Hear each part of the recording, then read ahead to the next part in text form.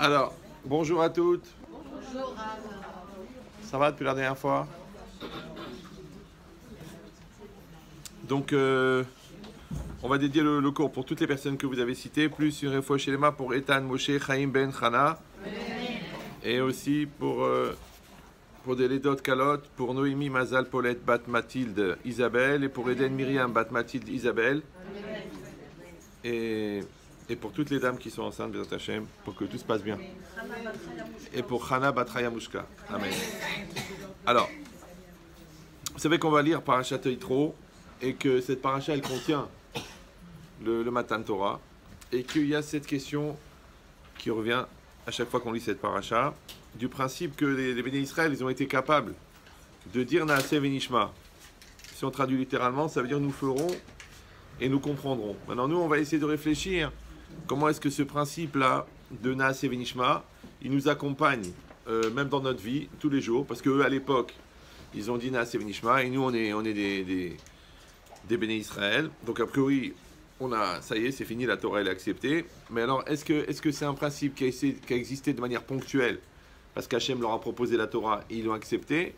Ou alors non, c'est qu'en vérité, nous-mêmes, nous sommes concernés par ce phénomène, et nous aussi, nous avons besoin de dire Naaseh Venishma. Maintenant, pour essayer de comprendre comment ça marche, alors en fait, il y a une Gemara dans Shabbat, Daf Pechet, elle dit comme ça.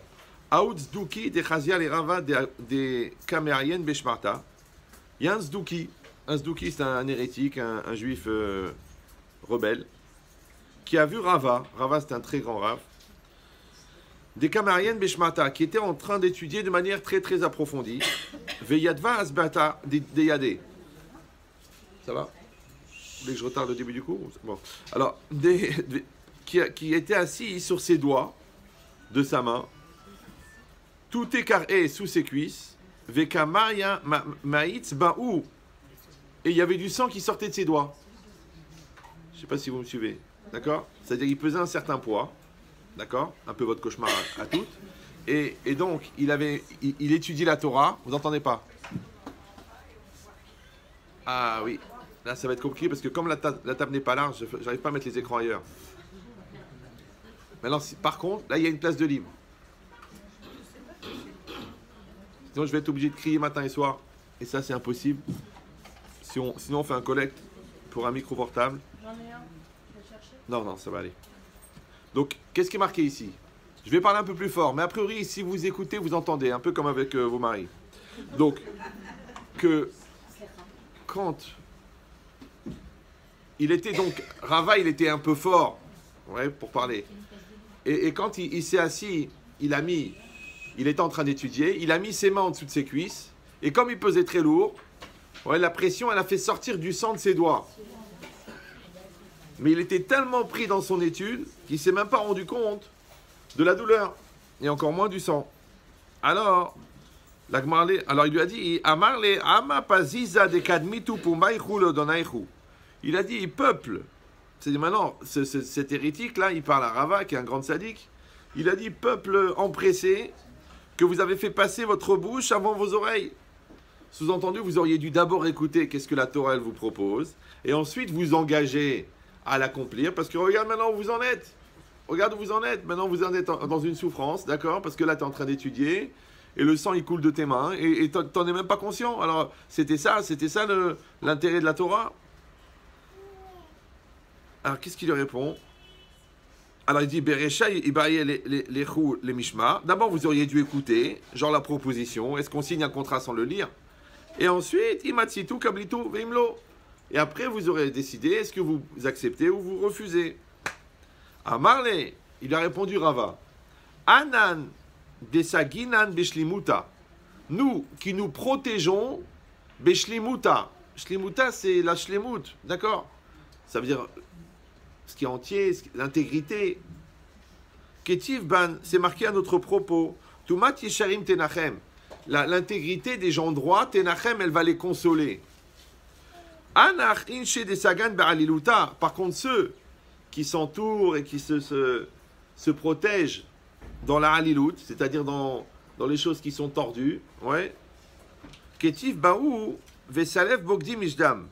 La perversion des rebelles, elle les perdra. D'accord? C'est dans Michelet là-bas. Maintenant, on ne voit pas tellement le rapport entre la question et la réponse. Ouais. Le Zdouki, l'hérétique, il a posé une question logique. Ouais. Avant de t'engager dans quelque chose, tu dois savoir de quoi on parle, dans n'importe quel domaine. Même quand vous achetez une maison, vous signez un contrat, vous engagez avec la banque, avec une assurance, vous êtes obligé de marquer de manière manuelle, lu et approuvé, avant de signer. Lu et approuvé. Je suis poursuivi par les pollutions sonores aujourd'hui.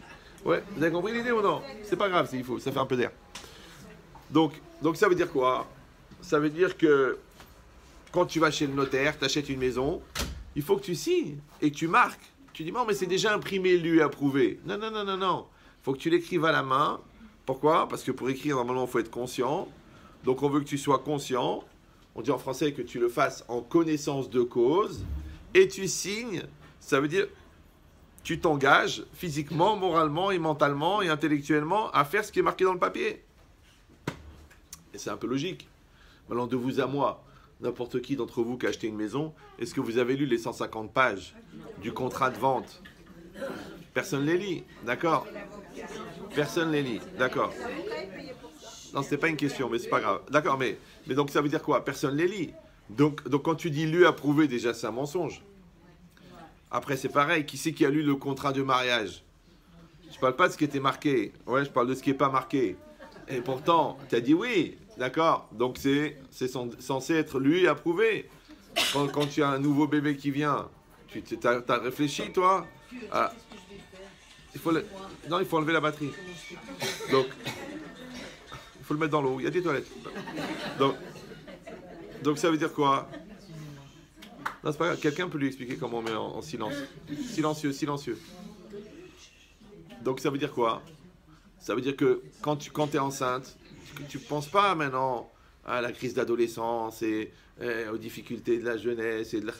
Tu ne penses pas. Pourtant, dès que tu es tombée enceinte, la preuve c'est lu et approuvé. La preuve, tu vois la bosse, tu as compris que les choses elles ont été lues et approuvées. Parce que l'Immaculée Conception, ça arrivait qu'une fois, et d'accord. Donc ça veut dire quoi? Donc ça veut dire qu'en fin de compte, on passe notre vie à signer des contrats qu'on n'a pas lus. La preuve, c'est que une des maladies les plus répandues dans le monde, c'est si j'avais su. Donc ça veut dire que tu n'as pas signé en connaissance de cause. Vous suivez ou... Voilà. Maintenant, si je n'ai pas signé en connaissance de cause, est-ce que je suis concerné par le contrat, puisque je ne savais pas ce qu'il y avait dedans? Mais d'un autre côté, on peut pas vivre autrement.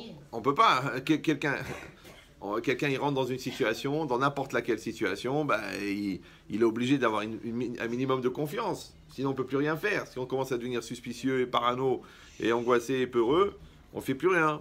D'accord? Donc maintenant, on est partagé. D'un côté, c'est vrai que c'est logique que quelqu'un il doit s'investir pour avoir une clarté avant de commencer. Mais d'un autre côté, il y a une part de risque qui existe dans n'importe quel domaine et on peut pas la nier. Elle fait partie du jeu. Ouais. Et d'ailleurs, c'est pour ça qu'à la banque, les placements à risque rapportent plus que les placements garantis. Vous savez ça? Ouais. Pourquoi? Parce que vous prenez le risque. La banque, elle ne prend pas de risque, n'en faites pas pour elle. Elle ne perdra jamais. Même quand vous perdez, elle gagne. Mais parce que de toute façon, elle joue avec votre argent. Les banquiers intelligents, jamais ils jouent avec leur argent, ils ont compris. Ouais. Mais l'idée, c'est quoi? C'est que quand toi, tu vas investir, tu réfléchis, tu sais que finalement, les placements à risque rapportent plus que les placements qui ne sont pas risqués. Dans la vie, c'est pareil. D'accord? Quand tu prends des risques, automatiquement, ça rapporte plus que quand tu ne prends pas de risque. Parce que les placements sans risque, les investissements sans risque, les choix sans risque, tout le monde les prend. Par contre, les risqués, les gens, ils ne les prennent pas. Parce qu'ils n'en savent jamais, qu'est-ce qui peut arriver et tout. Alors maintenant, on devient partagé. On devient partagé. Où on veut faire des grandes choses dans la vie, on veut faire des petites choses. Maintenant, les petites choses, il y en a beaucoup, grâce à Dieu. Ouais. Les grandes choses, il faut se mouiller, il faut y aller, il faut se jeter à l'eau. Ouais. Et ça, on n'est pas toujours prêt à le faire. Parce qu'on dit, bon, quand même, la sécurité de l'emploi, les valeurs sûres, tous ces trucs-là, qui fait qu'on est partagé. Parce que où on veut la sécurité et on ne veut pas se casser la tête, ou alors on est prêt à prendre des risques pour faire des grandes choses. Ça restera toute la vie, ça sera comme ça. D'accord? Maintenant, nous, on analyse comment est-ce que les Béné Israël eux-mêmes, ils ont vécu ce choix-là. D'accord? Parce qu'ils étaient, d'un côté, ils étaient très très rassurés, parce que Hachem les a fait sortir d'Égypte. Hachem, il a fait des miracles. Hachem, il a fait les plaies. Hachem, il les nourrit, il leur donne la manne. D'accord? Il leur donne les cailles. Ils ont tout. Et après, il leur dit, bon, maintenant, je vous propose la Torah. Alors, qu'est-ce qu'on doit faire maintenant? Est-ce qu'on doit avoir confiance? Parce qu'on a 90% de raison de penser que c'est bien. Ou alors non, de dire quand même, c'est beaucoup de contraintes, c'est beaucoup d'obligations. Ouais. Et vous voyez bien dans la vie, quand les gens, vous leur proposez de se laisser aller, ils n'ont pas besoin de tellement faire d'efforts. Mais quand vous leur proposez de se remettre en cause, il y en a qui préfèrent mourir. La preuve, c'est qu'il te dit, tu me tues. Donc ça veut dire qu'en fait, de se remettre en cause, ça les tue. C'est pour ça que je vous avais dit plusieurs fois que grandir, c'est choisir. Mais choisir, c'est souffrir. C'est pour ça qu'il y a des gens qui préfèrent souffrir que grandir. Préfèrent souffrir que grandir. C'est de la folie. Ouais, tu dis la solution dans ta main. Ouais, alors, viens, tu peux lui parler. Viens, tu peux truquer. Viens, on peut trouver. Viens, on peut changer. Non, non, tu me pousses, tu me stresses, tu m'angoisses. J'ai pas envie, j'ai pas... Mais on est condamné. On est condamné à grandir puisque la vie a un défaut majeur, c'est qu'elle évolue. Donc nous, on est obligé d'évoluer avec elle. Et dans l'évolution, il va y avoir un choix. Et dans le choix, il y a une prise de risque. C'est ça le problème. Donc d'un côté, on ne veut pas avoir une vie lourde et une vie banale et une vie Allah, ouais, une maladie très connue qu'on appelle la routine. Mais d'un autre côté, on ne veut pas rentrer dans le risque de ne pas réussir. Or, la chance de rater, elle est toujours accompagnée du risque... La chance de réussir, elle est toujours accompagnée du risque de rater. Donc les gens qui ne veulent pas prendre le risque de rater, ils n'auront pas non plus la satisfaction d'avoir réussi. Si vous me suivez toujours. Voilà. Bon, je pensais faire un cours marrant, mais... Bon. Donc ça veut dire quoi? Ça va venir, c'est rien, c'est juste l'échauffement de la machine. Donc qu'est-ce que ça veut dire? Ça veut dire que le Ham Israël, il a sauté. Ouais, il est rentré dans l'histoire. Il a levé la main. Il s'est engagé. Sans lire le contrat. D'accord? Et d'un autre côté, c'est pour ça que les grands choix de la vie, on doit les faire jeunes. Tu ne vas pas faire tes enfants à 50 ans. Tu dis, tu es fatigué, tu n'as pas la tête. Tu dis, la crise d'ado à 68 ans. Non. Ouais, on se marie jeune, on est inconscient, on en fait 1, 2, 3, 4, 5, 6, 7, 8, 9, 10, 11... Ah, pardon. Non, il y en a qui n'ont pas trouvé le bouton stop, alors à chaque fois... Mais il faut appuyer, oh. Même le gynéco, il lui dit, mais coupez-lui, c'est pas possible. Donc ça veut dire quoi? Bon, après, on ne regrette pas, au Hachem, c'est extraordinaire. D'accord? Et d'ailleurs, ceux qui n'en ont pas beaucoup, ils disent, ça y est, on est seul, déjà. Ouais. Combien on va acheter de télé? Donc c'est quoi l'idée? C'est que les grands choix, tu ne peux pas les faire en réfléchissant trop. N'importe quel domaine. Tu vois le prix de la maison. Tu dis, c'est impossible. Mais c'est impossible, c'est impossible. Ok, mais tu sais que dans 3 ans, ça sera plus cher. Tu sais que dans 10 ans, ça sera encore plus cher. Tu dis, mais comment on va faire? Ouais, ben, il faut se jeter à l'eau. Et après, quand elle est payée, tu te rends compte, bah, au Hachem, là, on a fini de payer, voilà. Ouais. Et toute la vie, c'est pareil. C'est pareil. Les études, c'est des longues études. Bon, mais grâce à Dieu, maintenant, tu prends tes 19 000 euros par mois. Ouais. Alors que l'autre dit, non, je suis pressé de gagner de l'argent. Eh bien, Inara, quand même, il prend ses 684. Et il n'a pas de diplôme. C'est difficile. Donc, toute la vie, c'est pareil. C'est-à-dire que développer des compétences, c'est prendre du temps. Mais prendre du temps, c'est le contraire d'être pressé. Donc, il faut la patience. C'est pareil dans le Shalom Bayit. Les gens, ils veulent des résultats tout de suite. Mais baba, ça prend du temps. Il s'énerve. Il dit, oui, mais je lui ai dit 3 fois. 30 000 fois. Ça prend du temps. Ça mûrit. Ça... Donc, maintenant, on est pris entre ça. Que d'un côté, tu as besoin de l'enthousiasme. Mais combien de temps tu vas le garder, cet enthousiasme? Ouais. Mais d'un autre côté, il faut de la durée. Alors, est-ce que les Bnei Israël ont fait une erreur? Quand ils se sont lancés, ils ont dit, Naase Venishma. Ouais. D'un autre côté, si on réfléchit bien, ça veut dire quoi, Naase Venishma? Nous ferons et nous comprendrons. D'accord? Ok. Alors, qu'est-ce qu'on dit? On dit, ben, il vaut mieux comprendre avant. Comme par exemple, beaucoup de gens qui disent, écoutez, moi, je suis prêt à m'engager dans la religion, mais j'ai besoin de comprendre, j'ai besoin de savoir, j'ai besoin de voir le fond des choses. Encore dans l'avion, une dame à côté de moi, elle dit oui, vous savez, je suis pas d'accord avec nanana. Je dis écoutez, madame, mais combien d'années d'Yeshiva vous avez fait? Elle m'a dit 0. Je dis bah alors fermez-la. Je veux dire, ou tu prends 10 ans de ta vie et tu apprends la Torah et tu poses des questions, ouais. Ou alors tu prends rien et tu poses pas de questions parce que de toute façon tu comprends rien. Et si vous allez me dire oui, ça veut dire quoi? Ça veut dire c'est du rejet, c'est de l'obscurantisme. Mais je crois pas dans la médecine. Tu as vu un gars, il rentre chez le docteur, il pose des questions parce qu'il connaît rien. Même ton mécanicien, tu lui dis pas quand il te dit que c'est une panne, tu lui dis pas non, c'est faux parce que tu connais rien. Alors pourquoi dans la Torah, Pitom, t'es venu, t'as dit ça sert à quoi? Pourquoi c'est écrit comme ça? À quoi ça sert toutes ces mitzvot? Mais de quoi tu parles? Il faut avoir la modestie intellectuelle de comprendre que tu comprends rien. Non, c'est pas grave. C'est pas complexant. Parce que les gens disent, oh oui, mais ouais, vous savez, on n'est pas des païens, on n'est pas des... Ok, mais moi, je te dis, moi qui suis pas tellement débile, ouais, ça m'a pris au moins 8-9 ans d'études approfondies pour commencer à capter de quoi ça parle. Et j'étais pas débile. Ouais, vraiment pas. D'accord? Avant de commencer. Alors quelqu'un qui est lui-même, après qu'il a fini, il est encore débile, c'est quoi la question? Donc de toute façon, ouais, on ne comprendra qu'en faisant. Bah oui. Comment un gars il peut avoir une chaire de pédagogie et il n'a pas d'enfant? Comment quelqu'un il va te faire du shalom bayit et il n'est pas marié? Moi j'ai vu des gens qui m'appelaient, disaient écoute j'ai des très gros problèmes de couple, c'est très difficile, on se comprend pas, on s'engueule, on se truc, on n'a rien en commun et tout. Ouais. Et puis après, 3 mois après, il te donne sa carte, conseiller familial, matrimonial.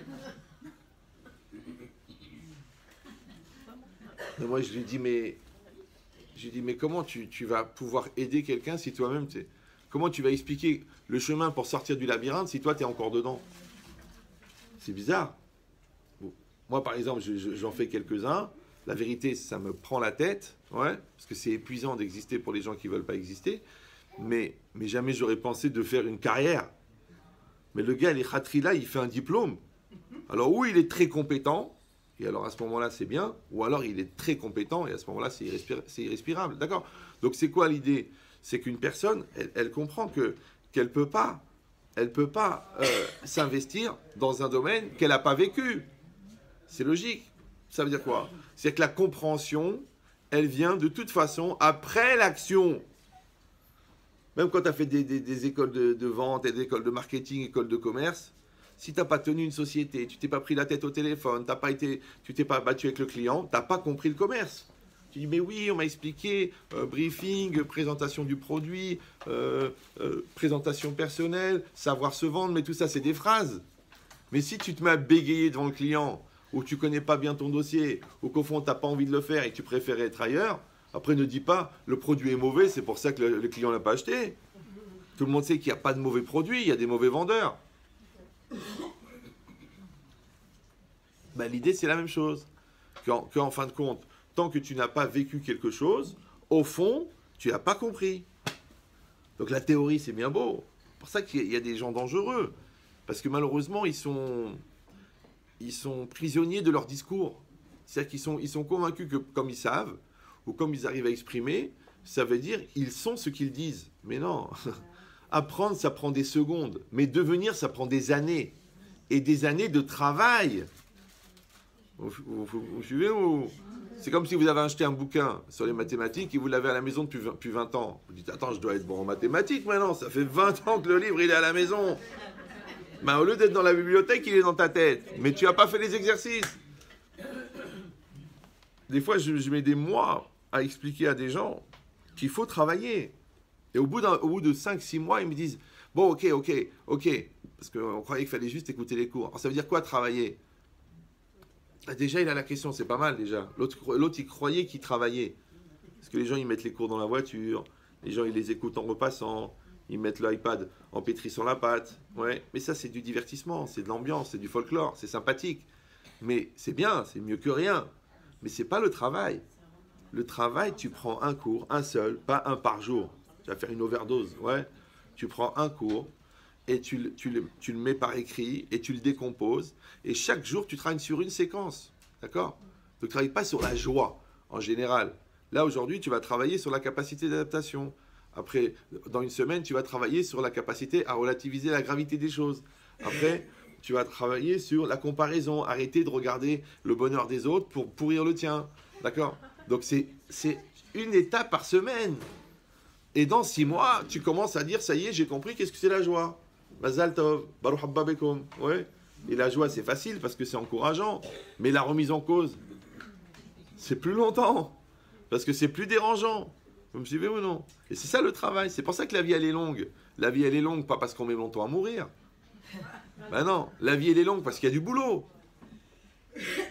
Pourquoi le mariage, c'est long? Parce qu'il y a beaucoup de travail.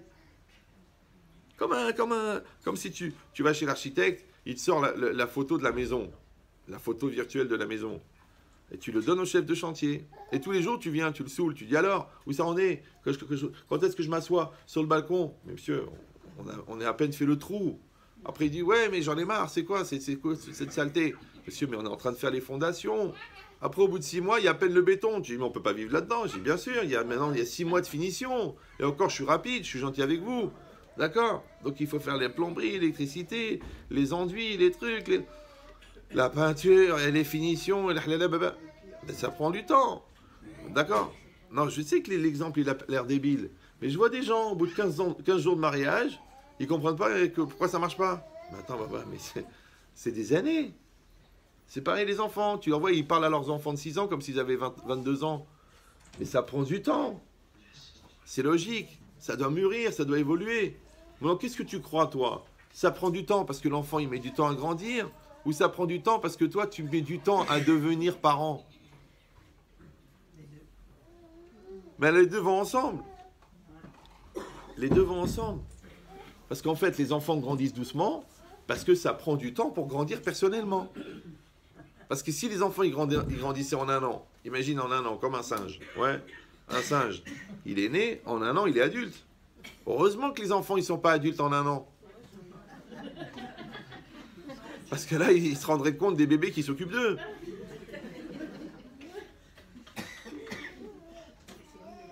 Donc nous, on doit évoluer en même temps qu'eux. Ouais, on travaille avec eux. Là, tu as travaillé sur la patience, parce qu'il te réveille toutes les 3 heures. D'accord? Et là, tu as travaillé sur les nerfs, parce qu'il fait une crise de pleurs. Et là, tu as travaillé sur le dégoût, parce qu'il a une diarrhée. Et là, tu as travaillé. Eh bien, tu travailles. Et à 14 ans, quand il te fera les 3 en même temps, la diarrhée, les nerfs et les cris, tu seras préparé. Parce qu'il va te faire les 3 en même temps.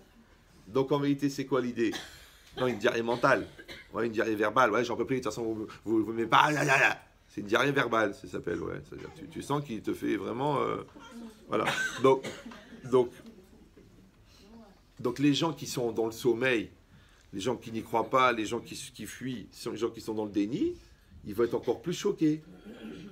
Ça, je suis complètement déstabilisé, mon enfant il est en pleine crise, il me sort des trucs, mais je ne sais pas d'où ça sort, mais comment? Un enfant modèle, un enfant gentil, un enfant sadique, un enfant... Je dis, mais là, mais t'as pas compris que la crise d'ado, c'est une réalité physique. C'est comme ça, c'est nécessaire.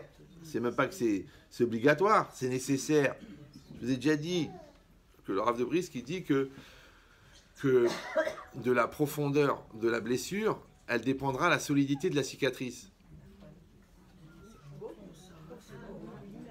Bah, c'est le Rav de Brisk, c'est pas Boujna. D'accord? Donc ça veut dire quoi? Ça veut dire que la personne, elle a souffert, elle est plus solide. Elle a crisé, elle est plus solide. C'est normal. Pour ça, ce qui est dangereux, moi j'ai toujours peur quand les gens, je leur dis comment ça s'est passé la crise d'adolescence. Ah, rien du tout, j'étais un enfant modèle, toujours bien, toujours... Oh là là, ça veut dire qu'ils l'ont pas encore fait. Ils vont la faire après. Mais quand tu l'as fait à 45 ans, c'est pas les mêmes conséquences que quand tu l'as fait à 18 ans. Alors, c'est des passages obligatoires. Maintenant, quand moi je le sais, en tant que parent, je le sais, en tant que rave, en tant que... j'attends, voilà, ça va venir. Mais je suis prêt, parce que j'ai fait le travail avant. Mais si je tombe des nues, j'écoutais vraiment, là vraiment, je m'y attendais pas du tout. Comment tu t'attends pas du tout à la nature? Quoi, tu sais pas que l'hiver, il vient après l'automne, toi? Tu sais pas qu'un jour, il y a la ménopause? Tu sais pas que la perte des parents, ça crée un déséquilibre? C'est pas que quand le dernier enfant il se marie, ça fait un vide dans la maison. Ils sont bizarres les gens. Déjà ils tombent des nues. Ouais. Donc le problème c'est ça. C'est que la surprise, elle dépend du manque d'anticipation. C'est pour ça que je vous avais dit cette phrase célèbre de Menchetrit, si vous l'avez connu à l'époque, il donnait beaucoup de cours. Ouais. Il a dit, la violence du réveil dépend de la profondeur du sommeil. Marquez-les, ces phrases-là. Vous les relisez souvent. Vous les tatouez dans le dos de votre mari. Retourne-toi, chérie, il faut que je réfléchisse. D'accord. Mais, donc, c'est quoi l'idée? Vous pensez que j'ai dit une halakha, là, franchement. D'accord. Donc, qu'est-ce qui est marqué ici? Ouais. Ici, c'est marqué que on a besoin de ces principes-là pour comprendre que la réalité est comme ça. Maintenant, si la violence du réveil, elle dépend de la profondeur du sommeil, donc la douceur du réveil, elle dépend de la clarté d'esprit. Donc plus on est mature dans la situation, plus on a du recul par rapport à la situation, plus on est préparé à la situation, plus on anticipe la situation, plus ça va se passer normalement. Ça va se passer normalement. Parce que quand l'événement il arrive, automatiquement il contient un potentiel d'explosion, un potentiel de nerfs, un potentiel de haine. Mais après ça va dépendre comment il va se passer. Exactement pareil que l'accouchement. D'accord? L'autre elle a bien fait les préparations, elle a fait les séances de respiration, elle a fait la relaxation, et elle-même elle veut le faire, et puis elle n'a pas peur, et elle a confiance en Dieu. Il n'y a pas de raison, ça va se passer normalement. D'accord? Mais l'autre elle a peur d'avoir peur, d'avoir peur, d'avoir peur, d'avoir peur, d'avoir peur, d'avoir mal. Vous jurez ou non? Ah, je vais souffrir, ah, c'est difficile, ah, ça fait mal, tu te rends compte, les os, les trucs, là, là, ah, là, là, là. Après ça la dégoûte, là, là, là, le sang, là. Mais comment elle va accoucher, celle-là? Elle va être obligée d'être forcée, ce qu'on appelle les forceps. Ouais. L'autre est obligé d'appeler César. Qu'il fasse la césarienne. D'accord?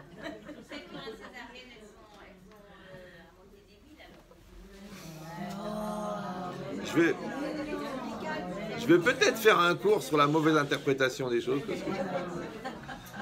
Non, je suis en train de dire que le côté positif, puisque c'est ça le... Peut-être je vais changer de thème d'ailleurs. C'est le fait de voir qu'on a besoin de se préparer. Maintenant, quand elle arrive, quand le médecin dit on ne peut pas faire autrement, mais je vous dis de vous à moi, il y a beaucoup de césariennes qui se font parce que le médecin il gagne plus d'argent. Ouais, il y a beaucoup de césariennes qui se font parce que le médecin il est pressé, il en a 4 à faire, il se débarrasse. Nous, on a une certaine expérience des femmes, des accouchements avec ma femme. Moi perso, j'arrive pas à accoucher, mais ça va, ouais. Mais même des fois, elle disait, ma femme, elle disait bon, où il est le gynéco, où il est pas là le médecin et tout ça. Elle disait ne vous pressez pas. La sage-femme disait ne vous pressez pas parce que quand il va arriver, il va nous dire d'accélérer les produits, il va nous dire de forcer, ou alors il va dire on va au bloc. C'est normal parce que lui, il faut qu'il en fasse 8 en une demi-heure. Donc ne vous pressez pas, le travail se fait, grâce à Dieu, on va arriver à 10 cm et ça va se passer très bien. Et elle avait raison. Parce que nous on est pressés, ouais. On dit je veux qu'il soit là, je ne suis pas rassuré. Mais le gynéco il est là-haut, t'as pas compris encore? Il est avec toi tout le temps. Bah, heureusement qu'il est là, la preuve l'autre qu'est-ce qu'il fait? L'autre il accompagne, il assiste à la limite, ouais. Donc ça veut dire quoi? Ça veut dire que un accouchement c'est quoi? C'est une mise au monde, d'accord? Maintenant de vous à moi, on n'accouche pas que des enfants. Maintenant, on accouche de soi-même. La jeune fille, elle accouche la femme elle accouche l'épouse, elle accouche la maman et l'épouse, elle accouche la belle-maman. Accouchement très difficile d'ailleurs, ouais, d'accord. Avec tout ce que tu as parlé de ta belle-mère, maintenant c'est toi qui es belle-mère, hein, t'as vu, hein? C'est pas facile d'être aimé par quelqu'un qui te... D'accord, donc c'est quoi l'idée? D'accord. Donc l'idée après c'est quoi? Et tu accouches d'une grand-maman. Donc toute ta vie, tu vas vivre des accouchements. Parce que tu accouches de la personne que tu deviens. Mais en attendant, tu la portes en toi. Maintenant, cet accouchement, il va se faire par voie naturelle, par forceps, par césarienne. Comment tu vas accoucher? D'accord? Il y a des gens qui ont peur. Alors pour devenir des gens sereins, c'est dans la douleur. D'accord? Il faut les forcer, les stresser. Il y en a, ils sont radins. Donc pour devenir généreux, ça les tue. D'accord? Il y en a qui n'arrivent pas à parler. Donc pour parler, ils sont obligés de mettre du stress, des nerfs, un avocat, une menace de divorce. D'un seul coup, elle ouvre son cœur, elle parle, elle fait une thérapie. Ah ben dis donc, tu peux pas faire un petit accouchement normal? L'autre il te parle, tu réponds. Ouais, mais je suis pas naturel et je suis stressé, j'ai beaucoup été déçu dans ma jeunesse et j'ai aucune confiance et ma vraie amie, elle m'a cassé. Mais t'avais 12 ans, chérie, là, t'as 38 ans, là, on peut passer à autre chose, non? Tu restes encore avec des blocages de la préhistoire. Oui, mais c'est pas simple, et puis, et c'est difficile. Mais c'est ça le problème, c'est que tu veux pas accoucher. Alors c'est quoi accoucher? Accoucher, c'est mettre au monde. Accoucher, c'est devenir. Accoucher, c'est grandir. Ouais. Donc à un moment ou à un autre, il va falloir y aller. Et bien quand tu y vas, ça s'appelle Naaseh Venishma. Vous suivez ou non? Pourquoi? Parce que de toute façon, la maturité que tu obtiendras par le vécu, elle est le résultat de ton investissement. C'est pour ça que c'est très rigolo quand les gens ils te disent « Bon, mais ok, mais après les 2 ans d'ingénieur, qu'est-ce que je ferai? Après les 3 ans d'Yeshiva, qu'est-ce que je ferai ?» Je dis « Mais ça ne veut rien dire de poser la question maintenant, puisque le niveau de maturité que tu auras après, il va te donner une autre lecture de la vie. » Ouais. Et quand tu auras travaillé dans le domaine, tu as encore une autre expérience de la vie. Mais alors, qu'est-ce qu'ils veulent les gens? Ils veulent le résultat avant le travail. Ouais, ils veulent la maturité avant l'expérience. Parce qu'encore une fois, ils sont pressés. Mais il y a des choses qui prennent du temps. La tarte, elle met 40 minutes à cuire. Tu dis, j'ai faim. Elle met 40 minutes à cuire. Tu peux la cuire au micro-ondes, mais elle est immangeable. Et même quand tu la cuis 40 minutes, il faut encore mettre la crème, il faut encore mettre les fruits, et il faut attendre qu'elle refroidisse. Sinon, tu vas te brûler la bouche. Et ben c'est pareil, quand tu es trop pressé, tu te brûles la bouche. Après, tu dis, j'ai fait une grosse bêtise. On t'avait dit, il faut que ça cuise. Ça prend du temps. Il faut que ça mûrisse, il faut que ça évolue, il faut que ça grandisse. Ça s'appelle la patience, ça s'appelle voir l'autre positivement, ça s'appelle donner du temps au temps. Ça fait partie, d'accord. Et ça s'appelle aussi Naaseh Venishma. D'accord? Les gens, ils font des calculs. On va gagner ça, on va gagner ça, on va gagner ça. Je dis, écoute, si je vends 1 million de produits, si je vends 10 millions de produits, si je vends 14 millions de produits, ils calculent 50 centimes, 1 euro, 100 euros par produit, 200 euros, 2000 euros. Je dis, vends un déjà. Prends un, va dans un immeuble, fais le porte-à-porte et regarde comment tu arrives à le vendre. Je dis, oui, mais ça, c'est des détails, c'est des détails. Moi, je connais des gens qui ont eu des idées de business de folie. C'était tellement compliqué, il a fallu 1h30 rien que pour expliquer le business plan. Et moi, je suis rapide, hein. 1h30 pour expliquer le business plan. Et c'était vraiment une idée de génie. Et le mec, il me disait, ils sont venus avec son père, comme ça. Il m'a dit, je comprends pas, grave, ça marche pas, ça prend pas. Et ben le gars, il a fermé, et il est parti, il a fait sa alia et tout ça. Et 8 ou 9 ans après, il y a un autre gars, aucun rapport, qui a fait la même chose, et il a éclaté la baraque. Alors, est-ce qu'il était trop en avance sur son temps? Est-ce que c'était pas son mazal? Ouais. Mais l'idée en soi, elle est de folie. Donc tu vois que même une idée de folie, elle a besoin d'un certain temps. Maintenant, est-ce que c'est le temps que ça prenne? Est-ce que c'est le temps où c'est adapté? Parce que tu es trop en avance sur ton temps, ouais. Ou est-ce que c'est le temps que c'est pas adapté à toi? Parce que c'est pas pour toi. Donc tu as une idée, mais c'est pas pour toi. Et la même idée chez l'autre, elle explose. Comme le mec, il a un magasin, il fait 100 euros, 200 euros, 300 euros. Il le vend la mort dans l'âme. Et le mec, il rachète, il fait 20 000 euros par jour. Couloir de Mazzialo. Ouais, dans le sens inverse aussi, c'est comme ça. Faut jamais acheter la voiture d'un Kollelman. Jamais. Tu mets, c'est une affaire, il me la fait pas cher. C'est normal. Il est à la gorge. Mais elle roule par miracle. Tu l'achètes le lendemain, tu brûles le moteur. Tu dis, mais comment c'est possible? Il y a de l'huile, il y a tout. Oui, mais elle roulait par miracle. Il y avait un malach à Mémouné à la Méhonite. C'est lui qui faisait rouler cette voiture. Mais toi, tu ne mérites pas d'avoir ce miracle. L'on la capara direct. Tu dis, c'est pas possible, je l'ai acheté la veille. Elle dit, ça s'appelle Meta Mehamat Melachta. Tu ne peux pas lui dire quoi que ce soit. Tu n'as pas vendu une voiture pourrie. Elle roulait très bien. Il a fait 180 000 km avec. Ouais, mais toi, tu as fait 800 mètres. Pourquoi? Parce que cette voiture, elle est adaptée. Comme les gens, ils font teshuva, et leur parnassa, elle ne marche plus. Bah oui, parce que c'était une parnassa qui était liée au averot que tu faisais. Donc tu recevais ton olamaba, bah olamazé.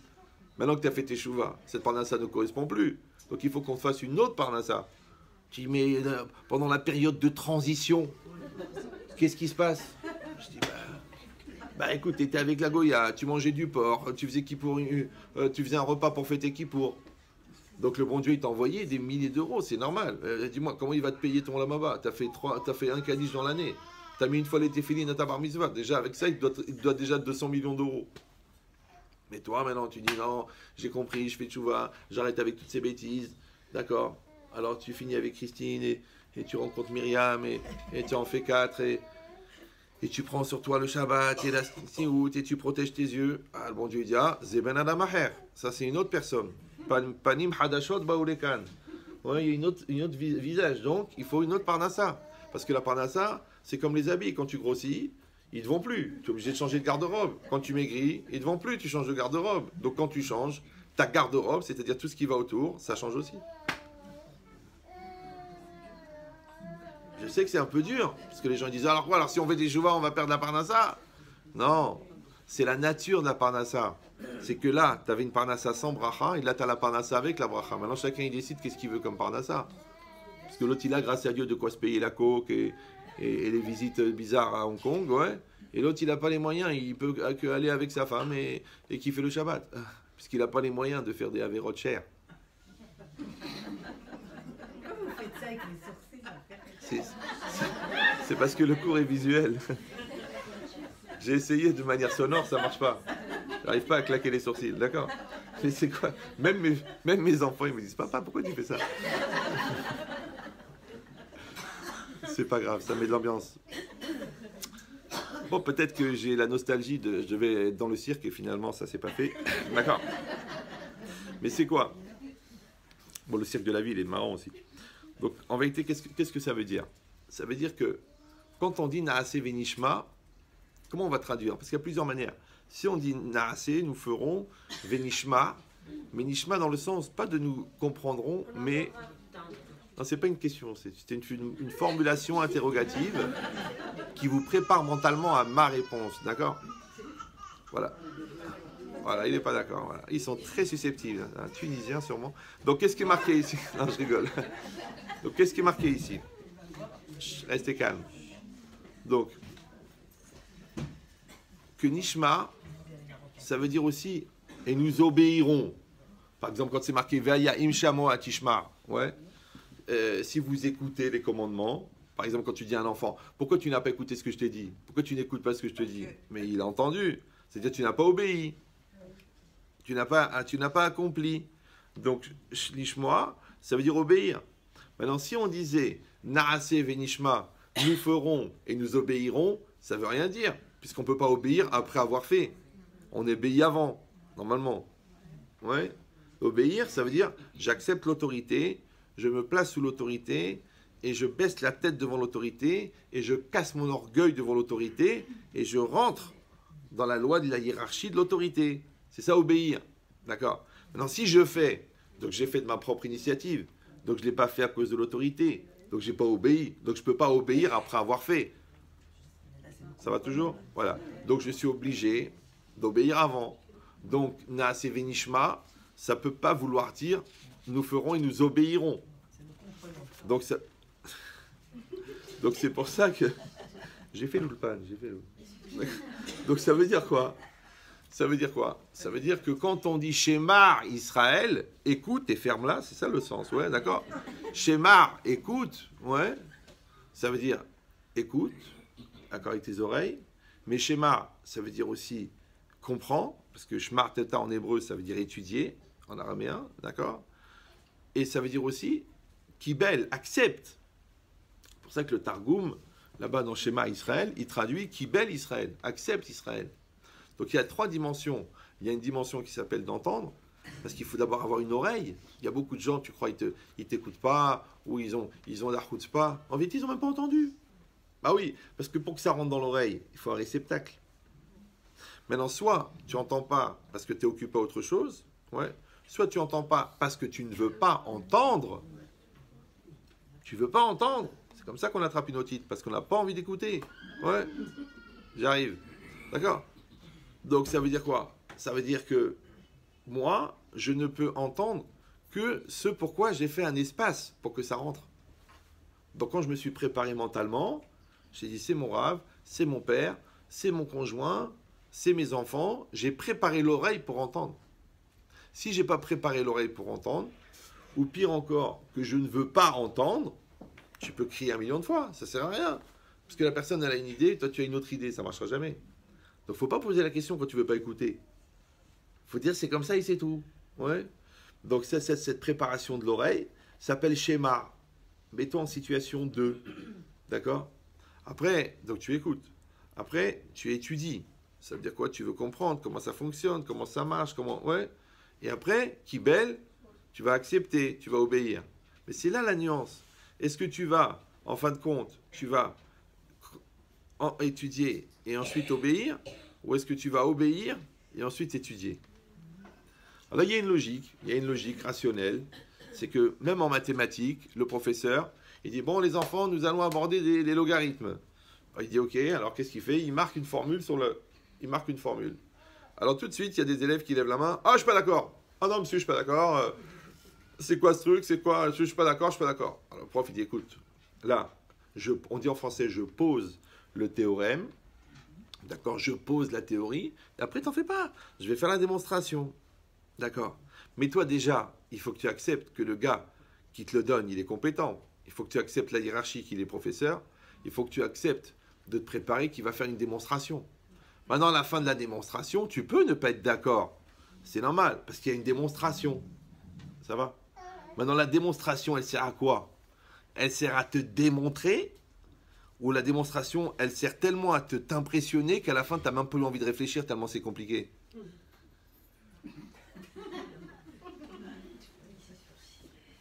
C'est vrai, non? J'avais dit ça, je l'ai déjà dit, c'est dans les cours déjà, même ici, je crois. Une réflexion que j'avais eue à 14 ans. Est-ce que, quand on comprend quelque chose, c'est parce qu'on a suivi une certaine démonstration qui a prouvé que, ou alors, quand on comprend quelque chose, c'est parce que la démonstration nous a obligés à rester concentrés pendant un certain temps, et que ce temps de maturation sur l'idée, c'est ce qui fait qu'on a compris. C'est pas évident, non? Par exemple, dans la logique, dans la logique de causalité, on va dire comme ça, parce que les gens disent oui, mais dans la Kabbalah, la psychologie n'est pas une science exacte. Ok, alors on va prendre un truc logique. Donc quand tu prends un truc logique que A implique B, B implique C, C implique D, et D implique E, donc tu as compris que A implique E.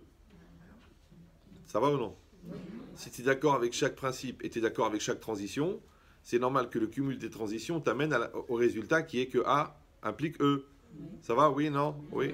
Super. Maintenant, pourquoi tu as compris que A implique E? Parce que la démonstration t'a prouvé que A implique E ou non? En vérité, moi, j'aurais pu te dire A. Je t'aurais bien expliqué A. Après, je t'aurais bien expliqué E. Après, je te dis, qu'est-ce que tu penses du rapport entre A et E? Tu aurais réfléchi, tu m'aurais dit, bah, A implique E. Mais sans la démonstration. Donc, c'est ça la question. Est-ce que la démonstration, elle sert comme un espèce de cheminement intellectuel qui t'amène... Mais vous n'êtes pas obligé d'intervenir. Ouais. Sinon, c'est un cours particulier et ça démarre à 12 000 €. D'accord? Donc, soit c'est que A, parce que le fait que je parle, ouais, c'est pas seulement pour faire du bruit, pour vous occuper ou pour justifier un salaire. Ouais, c'est parce qu'on fait un cheminement intellectuel, émotionnel et psychologique ensemble. Donc, vous êtes censés être différents en sortant. D'accord? Alors que vous vouliez me confirmer que vous êtes là en parlant, mais moi, je n'ai pas de doute que vous existez. Sinon, on dort. Premièrement, si vous dormez un cours de Benchétrit, il faut vraiment que vous ayez un taux de coma qui est très élevé. D'accord? Donc c'est quoi l'idée? C'est que, restez calme, c'est que, en fait, vous croyez que je suis en train de dire un cours. Mais en fait, on fait un parcours commun dans une évolution personnelle. Maintenant, vu que moi je fais un seul cours et que vous êtes 80, donc chacune elle va prendre son chemin à elle dans ce cours-là. Ça va. Mais quand vous parlez fort, en fin de compte l'autre, ça la déstabilise dans le cheminement qu'elle est en train de faire parce que maintenant elle écoute ce que vous dites. Et ça empêche la concentration. C'est pour ça que je vous demande de faire l'effort, même si ça vous coûte. Et à la limite, je vous donne le mérite de votre silence, qui est peut-être plus valorisant que votre intervention. C'est pas grave. D'accord? Non, j'exagère. Je pourrais être beaucoup plus méchant. Donc ça veut dire quoi? Monsieur rien, ça fait circuler le sang. Le vinaigre conserve les légumes. Alors, donc qu'est-ce qui est marqué ici? Ici, c'est marqué. Imaginez ma femme, qu'est-ce qu'elle subit. D'accord. Donc estimez-vous heureuse. Donc, qu'est-ce qui est marqué ici? Ouais. Ici, c'est marqué, et c'est très très important, que la question, est-ce qu'on comprend quelque chose? Et comprendre, c'est comprendre, c'est saisir. Parce qu'on a suivi une démonstration, ou alors on comprend parce que la démonstration, en fait, elle m'a obligé à rester concentré 23 minutes, et les 23 minutes, c'est le temps de concentration qu'il faut pour comprendre. D'accord? Eh ben, c'est exactement pareil. Quand j'ai compris quelque chose dans la vie, c'est parce que grâce à cette expérience, et cette expérience, et cette expérience, et cette expérience, et cette expérience, et que j'ai fait le lien entre les expériences, et à la fin j'ai dit, ah mais bien sûr, ah ouais, j'ai compris, ou non, en vérité c'est juste le temps de ces différentes expériences qui a fait mûrir l'idée dans ma tête. Parce que le plus difficile, c'est la concentration. Parce que qu'est-ce qu'il fait le Yetzer Hara? Il fait pizour à marchavot, la dispersion des pensées. Ikar avodat à Yetzer Hara, les balbel et adéot. Le principal objectif du Yetzer Hara, c'est d'embrouiller l'esprit. D'accord? Donc il te mélange. Donc tu penses à ça, après tu penses à ça, après tu veux t'investir, après tu penses au danger, après tu commences à faire ça, après tu prends ton téléphone, après tu oublies que tu as allumé le feu, après tu sais plus pourquoi tu as été à la salle de bain, après... Parce que tu n'arrêtes pas à penser à des choses. Ouais? Puis tu dois être occupé à. Tu dois être occupé à. Maintenant tu fais ça, tu le fais entièrement. Ouais? Et après tu fais ça et tu le fais entièrement. Et c'est ce côté entier plus entier plus entier qui fait quelqu'un d'entier. Mais moitié 2, moitié 2, moitié 2, moitié 2, ça fait rien. Ça fait pas moitié 2. Ça fait rien. Parce que ça, tu l'as fait à moitié, ça, tu l'as fait à moitié, ça, tu l'as fait à moitié. C'est comme si tu commences la discussion avec ton mari et tu la finis pas. Après, tu dis, bon, il va mal le prendre, il y a des trucs, c'est pas la peine de parler. Ou toi-même, tu anticipes. Tu dis, de toute façon, ça sera difficile, à quoi ça sert? Et de toute façon, ça se termine toujours mal. Alors, pourquoi tu as commencé à penser que tu allais parler? Parce qu'en fait, tu as peur de la confrontation, et tu as peur d'être déçu, et tu as peur que ça se passe mal. Alors, tu ne veux même pas prendre le risque. Maintenant, tu sais fondamentalement qu'il faut se confronter, mais émotionnellement, tu ne veux pas l'assumer. Alors, tu continues à faire des moitiés. Donc, tu lances la recette, tu pétris la pâte, et après, tu attaques le poulet. Mais quel poulet? La pâte, elle est en train de monter. Après, tu dis, c'est quoi ce truc-là? Hop, purée, mince, j'ai oublié, j'avais commencé la tarte. Ouais. Ça s'appelle le cumul des œuvres inachevées. Ouais. Donc tu fais le contraire. Tu dis maintenant je fais la tarte. Maintenant chérie, on finit la discussion.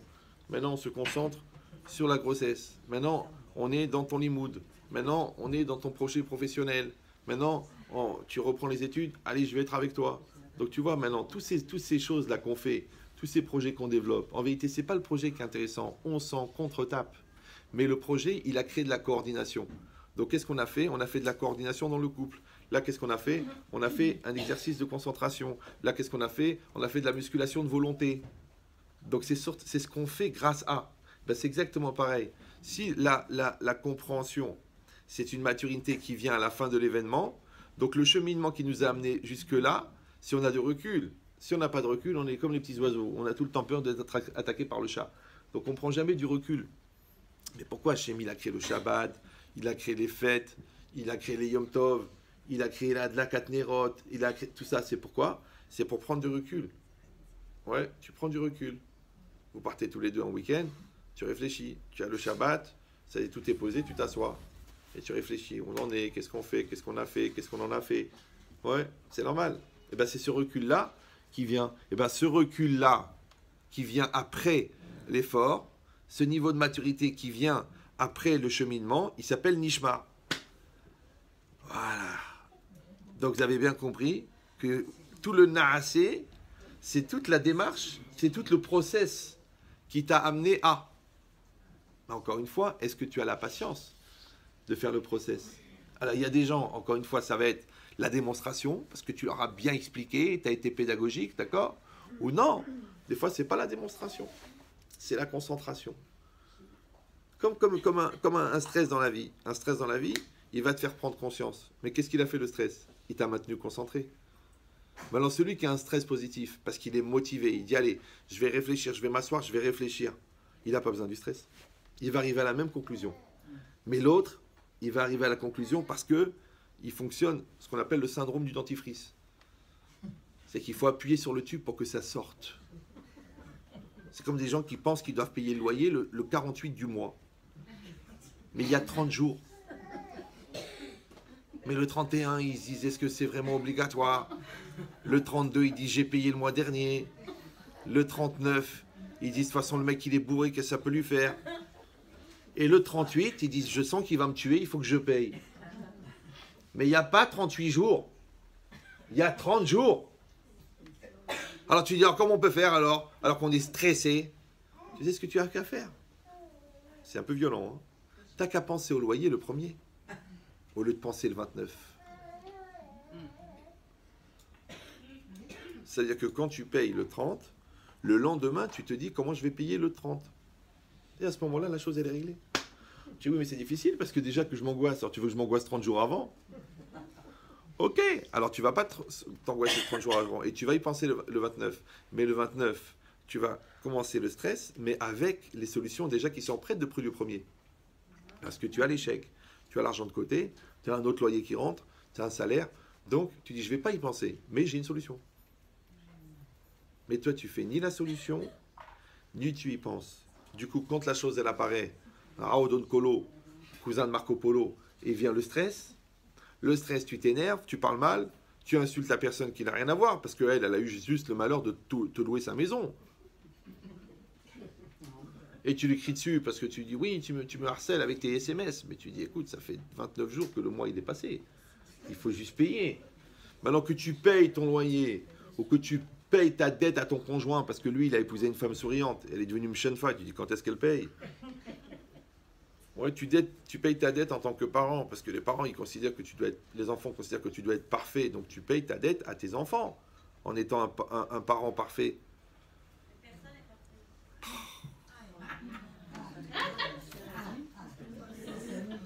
Le cours est un projet. Si c'était une réalité, vous n'auriez pas besoin de moi, parce que vous l'avez déjà en vous. D'accord.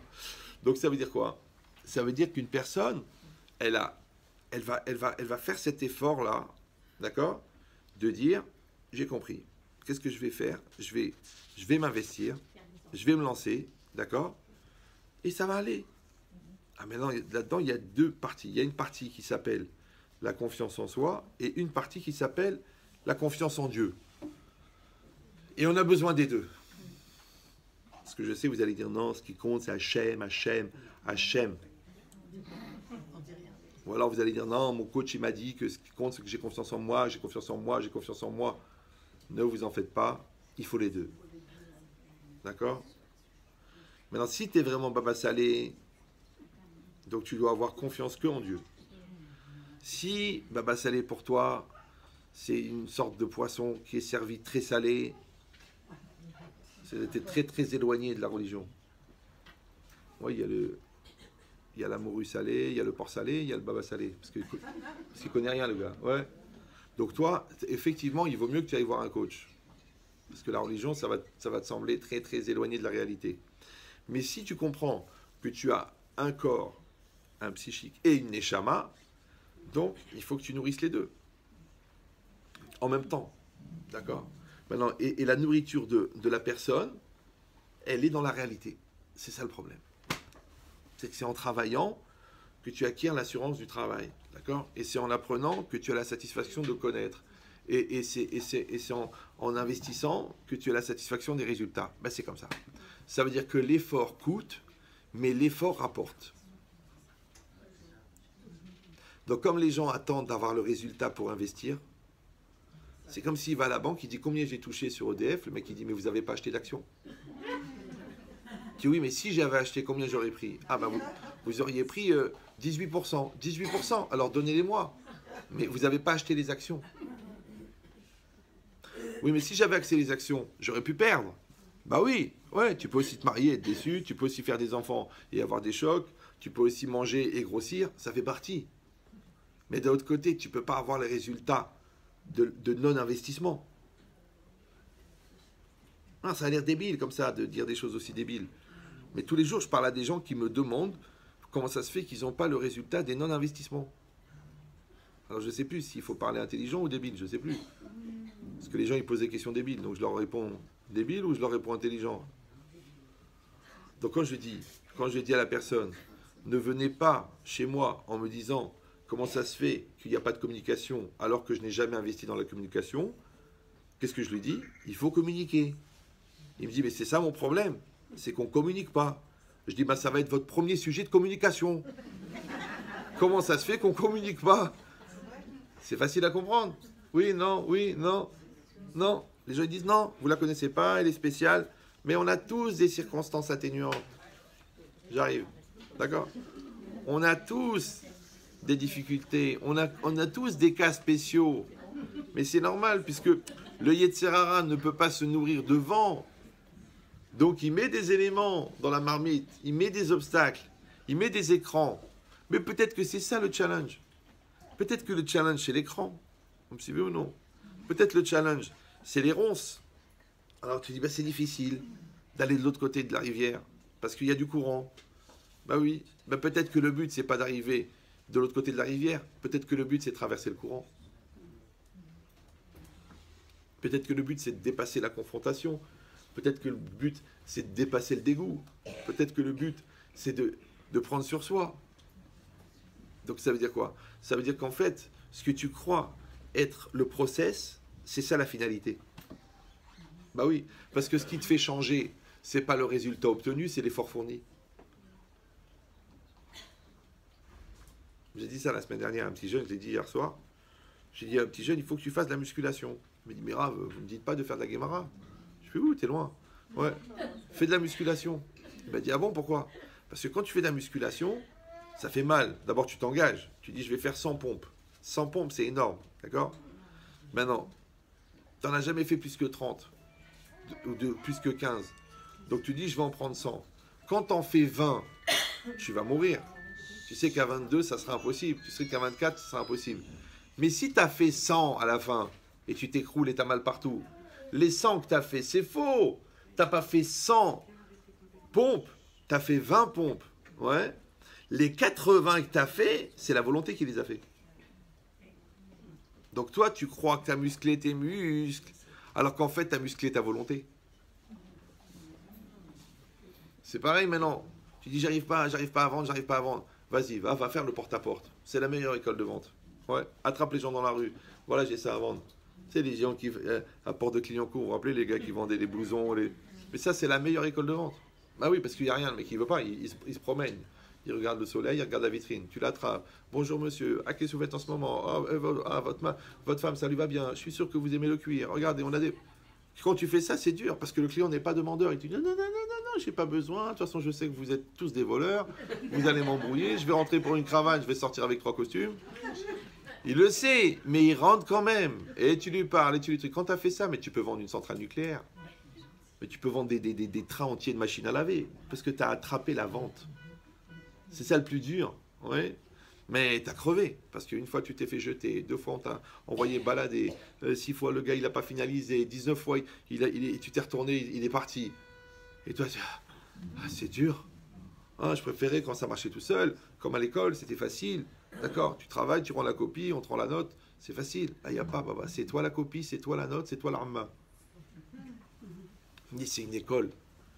C'est une école. Ouais, tu vas et tu te bats, et tu vas et tu te bats, et tu vas et tu te bats. Et à la fin, c'est facile. Donc, quand vous voyez des gens qui ont des facilités, ouais, c'est qu'ils ont crevé pour y arriver. Il n'y a pas. Si tu vois un couple qui a une très très bonne communication, très sincère, ça veut dire qu'ils en ont passé des traversées du désert et des escalades du Tibet. Parce que Tibet ou quoi? Et la traversée du Grand Nord et la froideur et la difficulté, et la remise en cause et le dialogue et la reconfrontation et la reposer le problème et la patience et les pleurs et l'intimité, tout fait partie du dialogue, ouais. À la fin, tu les vois parler avec sincérité, avec maturité, tu dis, par où ils sont passés ceux-là? Pourquoi? Parce que les 3 cas, écoute, laisse-moi tranquille, tu me prends la tête. Chut. D'accord? Tu veux que ça se passe bien? Ça, ils n'ont même pas commencé. Et dans tout, c'est pareil. Dans chaque domaine. D'accord? Donc ça veut dire quoi? Ça veut dire qu'il y a une logique, ouais, que ça soit en personnel ou en mutuel ou en réciproque, de naasser. On rentre dans l'histoire, ouais. On se mouille, on se bouge, oui. Et ça crée ce qu'on appelle la gvédoute, ça veut dire le poids. C'est ça, la maturité. C'est-à-dire que tu sens, ça y est, maintenant, tu maîtrises, tu connais ton produit, tu sais gérer ton enfant, tu as du recul. Tu te noies plus maintenant dans la préparation de la bar mitzvah. Ouais, pour toi, un Shabbat, c'est facile. Chaque chose, elle est passée par un truc. Maintenant, au début, tu as paniqué, tu as stressé, tu as appelé ta mère, maman, les recettes, les trucs. Et après, Baruch Hashem, tu trouves ça normal. Au début, tu regardais des tutoriels. Je vois maintenant, les gens, ils ont des tutoriels sur Internet pour faire une omelette. C'est devenu tellement débile maintenant qu'on est obligé d'avoir un truc en photo, en image qui t'explique. Alors, les œufs, tu les casses, tu les bats, ouais. Ouais, comme la mère, elle te disait, bon, mets une pincée de sel. Alors, une pincée, maman, une pincée quoi? 3 grammes, 6 grammes, 9 grammes? Une pincée. Ah ouais, une pincée. Ouais, c'est parce que c'est une pincée. Ah, je comprends pas. Moi, je mets une pincée. Bon, elle me dit, ah, c'est trop salé. Toi, tu mets une pincée, c'est exactement la pincée.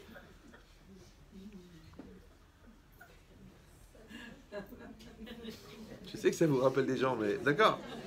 Mais c'est ça l'idée. L'idée, ouais, qu'au départ, tu te noies dans un verre d'eau, et après, tu fais la transatlantique à la nage.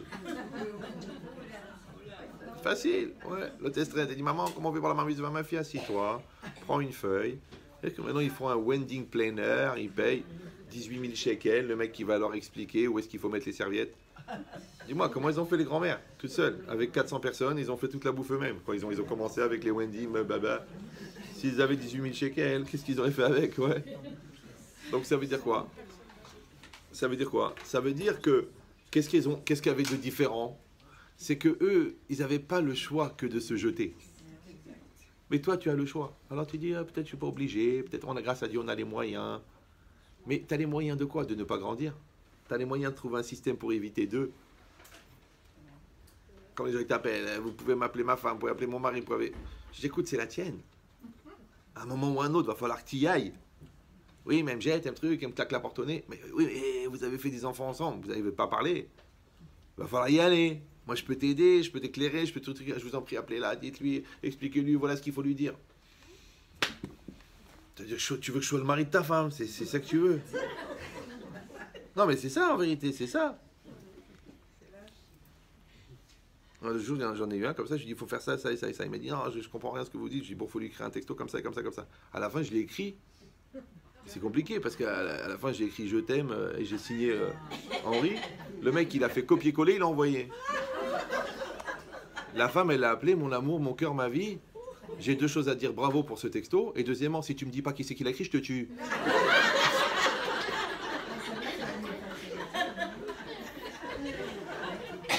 Moi, grâce à Dieu, ma femme, elle est inscrite dans un stand de tir, donc je prends même pas le risque. Ouais. Mais c'est quoi l'idée? L'idée, c'est que c'est à toi de le faire.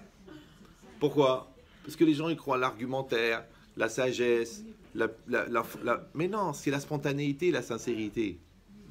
Maintenant, il y a des gens, tu arrives mieux à te mettre dans leur c'est-à-dire dans leur niveau de sincérité nécessaire pour eux, ouais, que eux n'arrivent à le faire pour eux. C'est incroyable. Ça veut dire que tu es plus adapté à leur réalité qu'eux ne sont adaptés à leur réalité. C'est pas normal. Pourquoi? Parce qu'il manque la culture de se jeter. Vous me suivez ou non? Il manque la maturité de se jeter. Parce qu'on va le faire. On va le faire. On va le faire. Qu'est-ce que tu dis? On va le faire. Parce qu'il n'y a pas d'autre chose à faire. Il faut le faire. Et alors maintenant, voilà, après le problème, c'est la différence entre l'insouciance, parce qu'il y a 2 genres de personnes qui n'ont pas peur. Les gens qui sont insouciants et les gens qui sont expérimentés. C'est pareil, inconscience, insouciance.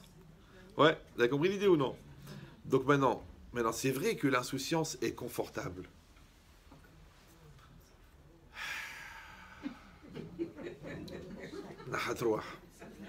Tu as une petite musique dans la tête, tu suis un feuilleton sur Netflix en priant Dieu que le scénariste ne meure pas. Il y en a qui écrivent des lettres aux compagnies de films pour leur dire, mais comment ça se fait qu'est-ce qu'elle est devenue? La fille dit, mais la fille c'était un personnage de film. Mais alors le gars il appelle, il dit, écoutez, je l'ai vu dans un autre film avec un autre mec. Et moi quelque part je le vis comme un adultère. Je dis, mais c'est juste un personnage.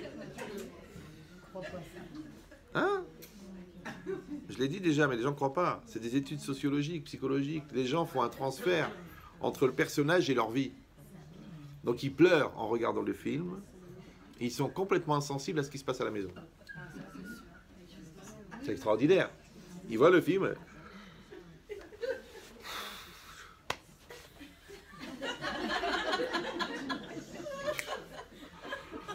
Tu sais quoi, je vais lui allumer une veilleuse parce que vraiment, cette Jennifer, elle mérite ce Willy.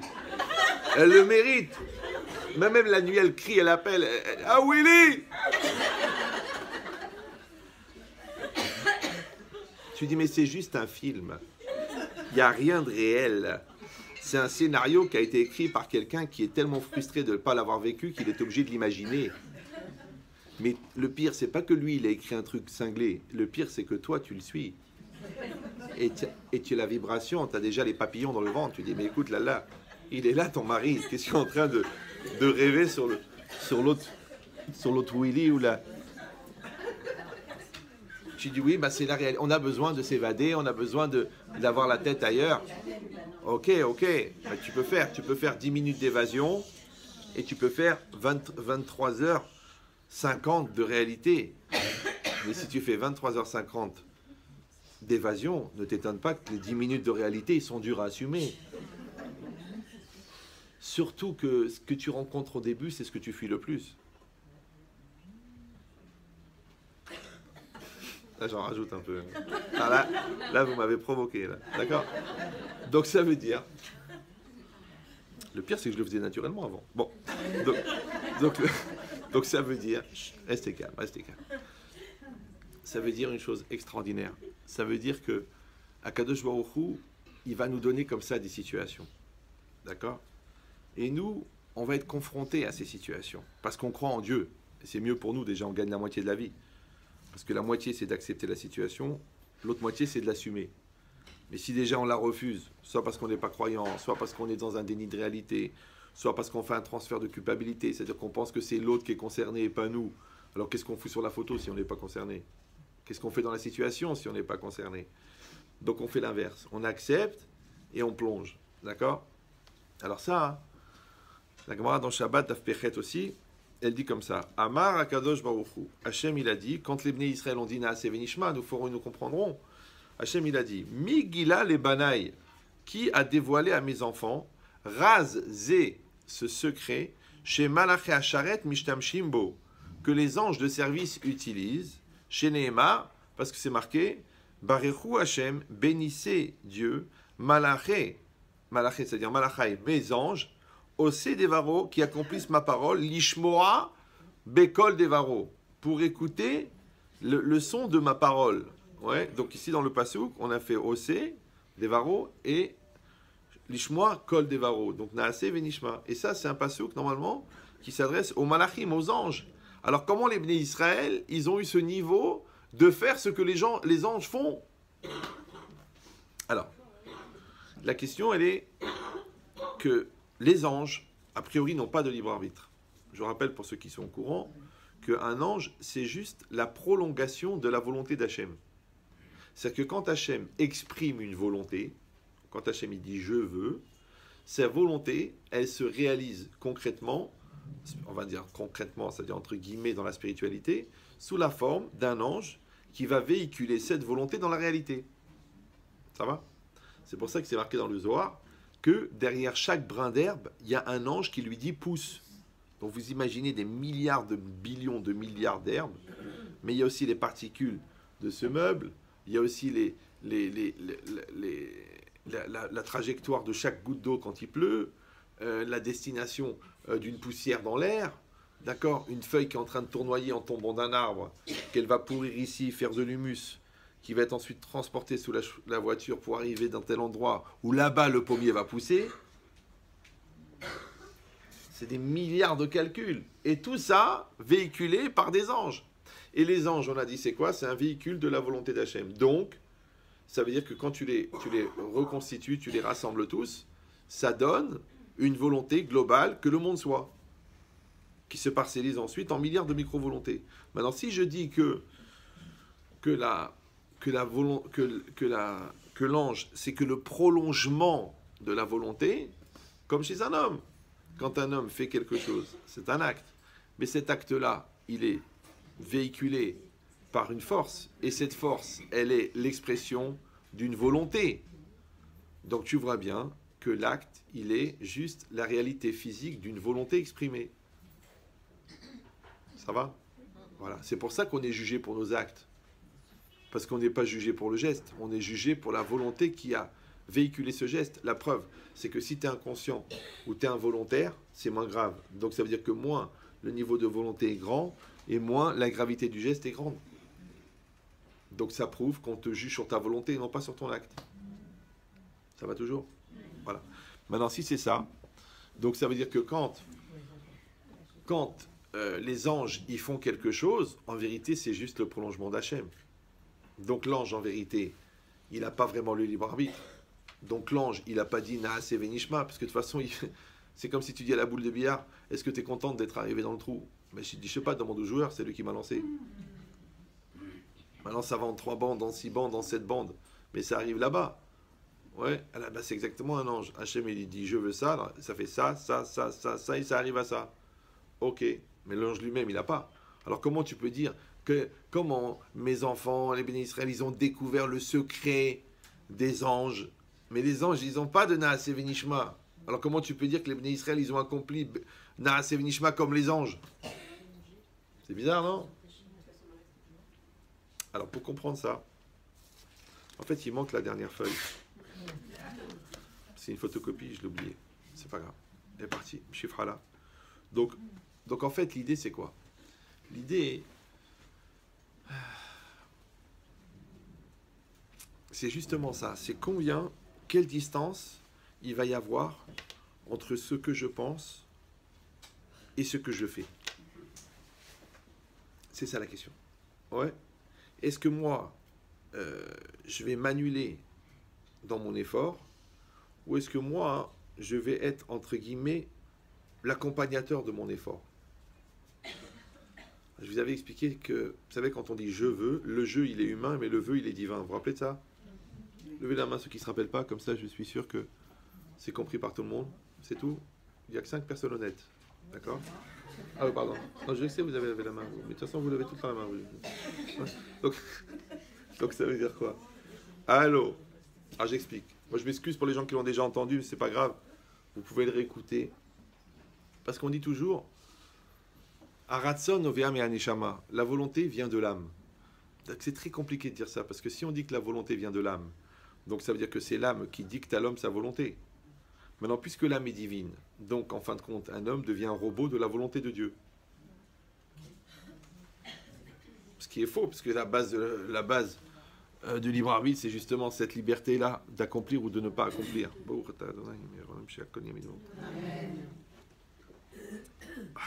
Hachem, il a créé l'eau. Donc on a expliqué déjà 1 million de fois, mais je répète, que la Neshama est divine.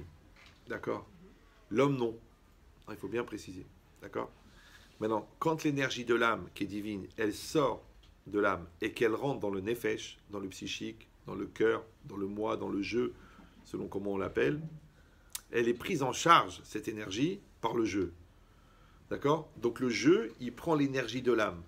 Maintenant, cette énergie-là, qui est parvée, complètement parvée, elle est ni halavi ni basari, quand elle rentre dans le psychique, à ce moment-là, et qu'elle est prise en charge et en conscience par le psychique, on l'appelle la volonté.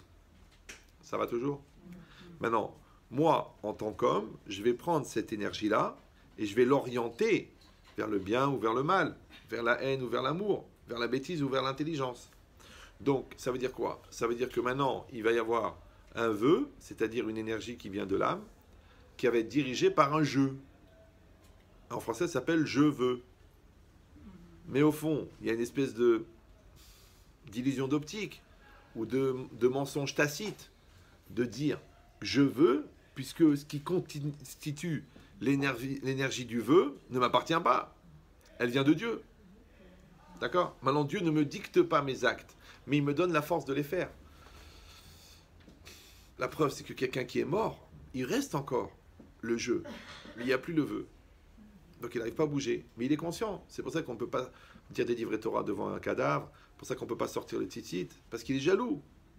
Il dit, mais il n'était pas du tout religieux. Ça n'a rien à voir, maintenant il est dans la vérité. Il sait très bien l'importance de la Torah. Donc il crève de ne pas pouvoir faire les mitzvot. Mais étant donné qu'il est déjà mort, ça fait double peine. Ça va? Tu dis, mais pourquoi je dois respecter un cadavre? Mais non, le cadavre c'est de la viande. Non, je respecte le jeu à l'intérieur qui est dans la frustration. Parce qu'il y a le jeu, mais il n'y a plus le vœu. Maintenant, quand tu as la chance que le jeu et le vœu soient encore là, ce qu'on appelle être vivant, donc prends ce jeu et envoie ce vœu là où il faut. Ça s'appelle en français faire preuve de bonne volonté. Parce que tu mets ta volonté là-dedans, tu mets de l'énergie dedans. Alors venez, on réfléchit maintenant. Quand Akadosh Baruch Hu, il crée quelque chose, on a dit qu'est-ce qu'il fait? Il crée un ange, et cet ange-là, il va accomplir une certaine mission. Étant donné que nous sommes faits à l'image de Dieu, donc nous aussi, nous sommes une volonté, qui s'appelle, nous sommes une neshama, et cette neshama, elle va produire une volonté, et cette volonté, c'est nous qui allons orienter vers le bien ou vers le mal. Et c'est sur ça qu'on va être récompensé. Maintenant, la force de faire le bien ou le mal, c'est Dieu qui nous la donne. Les circonstances pour faire le bien et le mal, tu veux voler, il faut que le vendeur il tourne la tête. Dis merci à Dieu.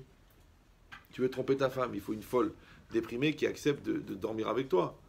Donc, dis merci au bon Dieu. Pourquoi il l'a muté de Carpentras sur le palier en face de toi? Tu dis, mais Chas v'Shalom Hashem, il fait des avérotes. Mais non! Il te donne les moyens de la liberté. Maintenant, quand toi, tu dis, oh là là, Mina Shamaim, que le gars, il venait de mettre le panneau, c'est grâce à ça que j'ai pu l'acheter, parce qu'un truc à un prix pareil, jamais j'aurais pu l'acheter. C'est parce que s'il était rentré dans Yad Shnia, il serait resté une seconde.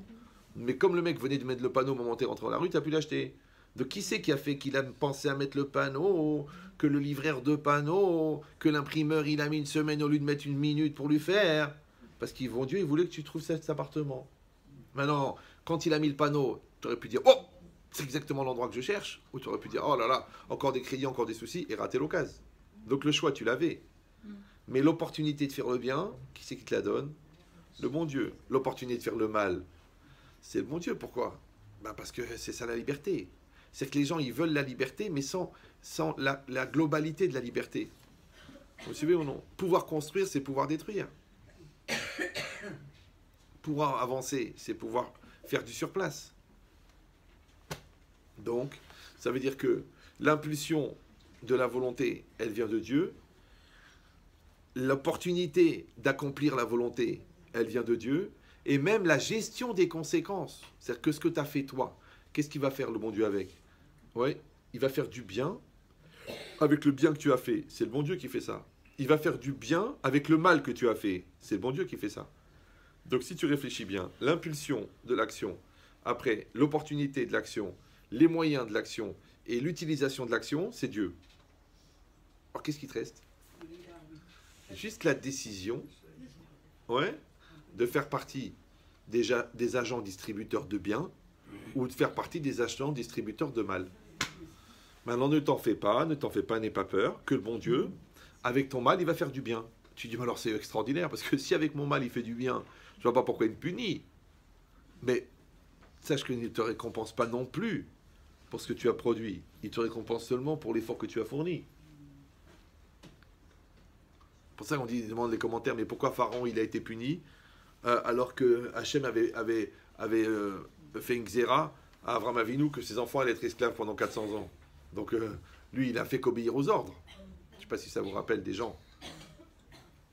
Ils ont fait qu'obéir aux ordres. Ça s'appelle des SS. Voilà. Super salaud, ça veut dire. Ouais.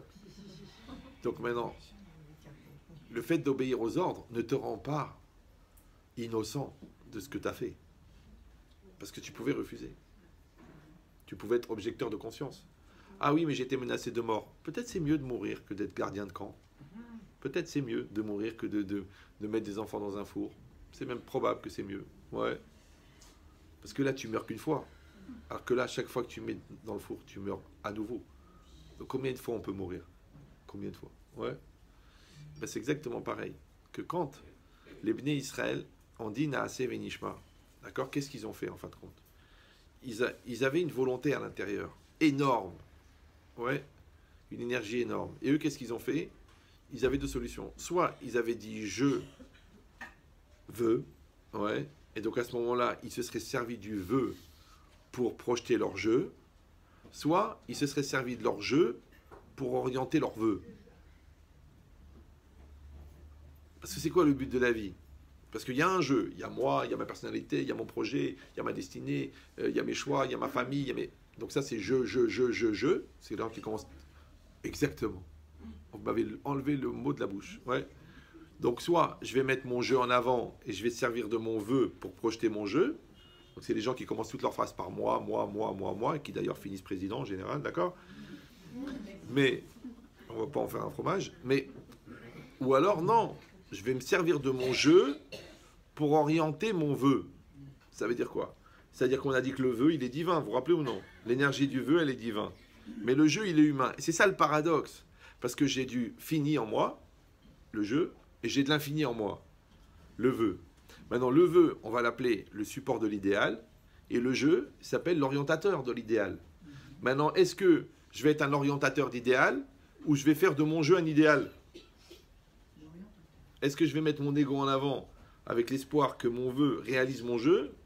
Ou non, je vais m'effacer pour que le vœu se réalise. Alors c'est là le paradoxe. Ouais, écoutez bien.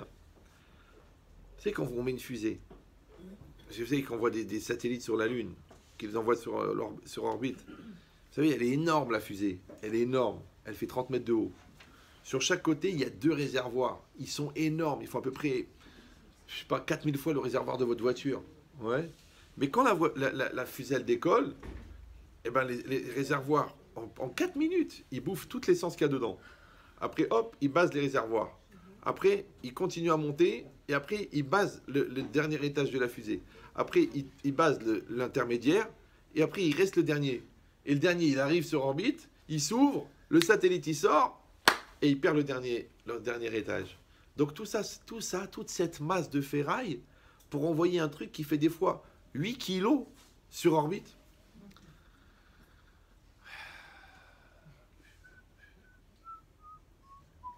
Mais sans tout ce matériel... Le temps du silence fait partie du cours. D'accord? Ben, des fois, un décollage, ça prend 22 ans. Tu amènes à la roupa un peu de semences. C'était un peu de semences, derrière. Et maintenant, il est là, devant toi, la roupa. Tu as vu tout ce voyage-là? Avec tout ce qu'on a laissé sur le chemin? Ouais. Et ça, c'est tout ce travail, tout cet effort que tu as fait pour pouvoir assumer un cancer. Que quand le cancer est arrivé, d'accord, tu es fort, tu étais clair, tu t'es battu, et grâce à ça, tu as atteint la rémission. Mais si tu étais fragile, nul, angoissé et le cancer, il aurait été fulgurant. Donc le satellite qui va sortir, il est petit comme ça. Mais tu as vu tout ce qu'il a fallu mettre en place pour l'amener là-bas? Parce que tu vois tous ces efforts et toutes ces écoles et tous ces redoublements et ces yeshivas et ces prises de tête et ces argent de poche et ce mariage pour arriver à quoi en fin de compte? À ça, ouais. Et dans toute la vie, c'est pareil. Donc ça veut dire que les moyens développés sont toujours plus grands que le résultat obtenu. Mais tu dis, mais je m'en fous parce que quand le résultat est obtenu, ça ne me dérange pas des moyens qui ont été mis. Puisqu'il y a un résultat. Voilà. Donc ça veut dire quoi? Ça veut dire que pourquoi il y a le jeu et le vœu, c'est très simple. Parce que pour rentrer dans l'histoire, ouais, pour engager l'activité, pour engager le projet, il faut un jeu très fort. Et c'est là qu'on a besoin que tu aies confiance en toi, que tu saches qui tu es, que tu connaisses ta valeur, que tu aies une valorisation personnelle. Pourquoi? Parce que quand la tralot cachotte, les débuts sont difficiles, parce que c'est le 4x4, il est pris dans la boue, dans les sables mouvants. Pour le sortir, il faut une puissance énorme, parce qu'il pèse 1,5 tonnes, et avec la retenue de la boue, il pèse 8 tonnes. Le moteur, il est fait pour 1,5 tonnes. Donc il va falloir faire un effort énorme pour te sortir de ta léthargie, pour sortir de ta lourdeur, pour te sortir de ton manque de confiance, pour te donner la capacité de rentrer dans le projet, d'assumer tes choix. Et ça, c'est le démarrage. Donc il faut une très très grande confiance dans le jeu. Mais le problème, c'est que ton jeu, il est fini. Donc si tu prends ton jeu, donc là l'énergie du vœu, elle sert à faire sortir le jeu à la réalité. Mais attention très vite, que si le jeu il devient le but, donc c'est lui qui va faire écran. Parce qu'on va dire en fin de compte, tout ça c'est de la gava, tout ça c'est de l'ego, tout ça monsieur 2, madame 2. Donc c'est mauvais, parce que tu vas rapetissir, puisque toi tu contiens l'infini, et le jeu il est fini. Donc si tu vas consacrer ton vœu à ton jeu, tu vas fabriquer quelque chose de petit, quelque chose de mesquine. Donc maintenant, au départ, tu as utilisé le vœu pour lancer le jeu, mais très vite, il faut que tu écartes le jeu, ouais, tu mets de côté le jeu, et tu mets en avant le vœu. C'est-à-dire que ton idéal, il doit être plus grand que ta personne. Donc tu vas t'effacer devant ta famille, tu vas t'effacer devant tes enfants, tu vas t'effacer devant ta cause, tu vas t'effacer devant la Torah, tu vas t'effacer devant Hachem. Et à ce moment-là, le vœu, il va avoir un espace d'épanouissement incroyable, puisqu'il n'y a plus rien qui le retient, puisque le vrai obstacle de l'homme, c'est lui-même. D'accord? Le vrai obstacle du couple, le vrai obstacle du nous, c'est le jeu. Ouais, le vrai obstacle de l'enfant, c'est le moi. D'accord? Le vrai obstacle de moi, c'est moi. Donc qu'est-ce que je vais faire? Je vais prendre le moi, je vais le mettre de côté. Or le moi, il est où? Il est dans le nefesh. Or comment on appelle l'action positive de mettre le moi de côté? On appelle Messirut Nefesh. C'est ça Messirut Nefesh. Je fais Messirut Nefesh. Je fais Messirut Nefesh, ça veut dire le moi de côté. D'accord? Alors tu dis oui, mais c'est pas ça, parce que des fois le Nefesh il est pas bien, le Nefesh il est... Moi je vous dis un truc, hein. Je sais que c'est difficile, je sais que c'est exigeant, je sais que c'est un niveau, je sais que... Mais qu'est-ce qu'on risque? Au pire on évolue. Ouais. Même des fois tu as une ramma, tu as une tristesse, tu as une faiblesse, tu as une fragilité. Mais toute la fragilité ne peut exister que dans un espace que tu lui as consacré, qui s'appelle toi. Vous me suivez ou non? Donc quand tu fais Messirut Nefesh, tu peux aussi soigner certaines maladies du Nefesh par le fait que tu arrêtes de penser à toi. La preuve, tu as mal partout, tu as pris des coups, mais tu es dans un camp de la mort avec ton fils. Et ben malgré les coups, tu le gardes et tu lui donnes ta veste et tu lui donnes la moitié de ton pain. Tu dis, mais je comprends pas. Il leur donnait 180 calories par jour. Il en faut en moyenne 2000. Donc le mec, il est condamné à mourir. Comment tu donnes 90 calories à l'autre? Tu sais pourquoi? Parce que toi, tu lui donnes les 80, et toi les 1800, c'est la Messirut Nefesh. Maintenant, la Neshama, elle se nourrit moins que le corps. Vous me suivez ou non? Comme quand un des deux est malade, l'autre, qu'est-ce qu'il va faire? Il va donner ses forces pour l'autre. Donc l'autre, grâce à Dieu, il va mieux. Pour ça que moi, quand il y a un couple où un des deux, il est malade, et qu'ils viennent me dire, oh, Hachem, Rav, ça va mieux, le cancer est parti. Alors moi, je dis à la personne qui était en bonne santé, maintenant, je dis, il faut s'occuper de vous. Je dis à la personne malade, maintenant, il faut s'occuper de l'autre. Alors tu dis, non, mais moi, je vais bien. Je dis, oui, mais vous savez 4 ans que vous supportez, vous. Donc c'est vous qui avez bouffé des forces. Donc le contre-coup, il va être chez vous. Ah, tu dis, non, mais moi, ça vient grâce à Dieu. Comment ça, grâce à Dieu?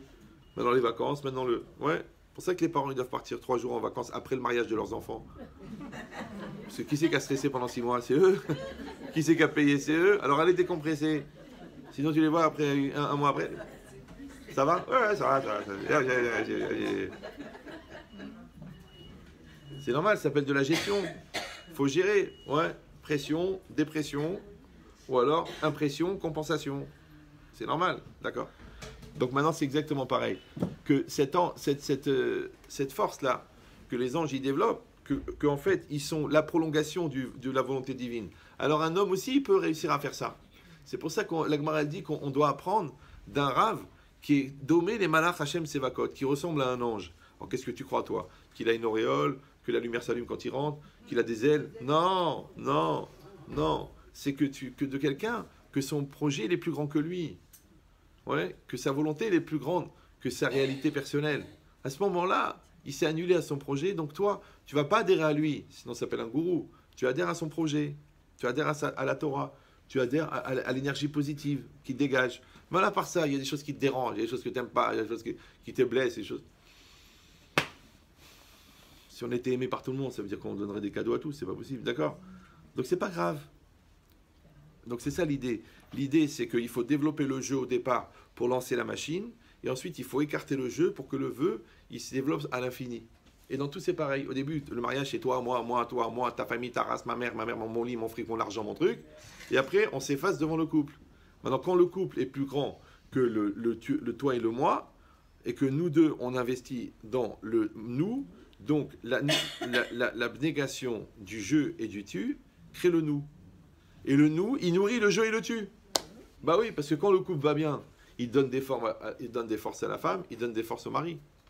Mais si le couple, ça reste toi et moi et toi, et moi contre toi, et toi contre moi, alors je vous dis tout de suite, écoutez-moi bien ce que je vous dis, c'est très important. Quand il y en a un qui tire la couverture, l'autre il a froid. Mais quand les deux ils tiennent la couverture, les deux ont froid. Donc si on est un peu malin, on va s'arranger avec une petite couverture. Donc on va être obligé de se serrer. Et quand on est serré, en général, les enfants naissent. D'accord? Donc, ou le contraire, on s'achète le lit. Wow. La prairie américaine. Eh oh.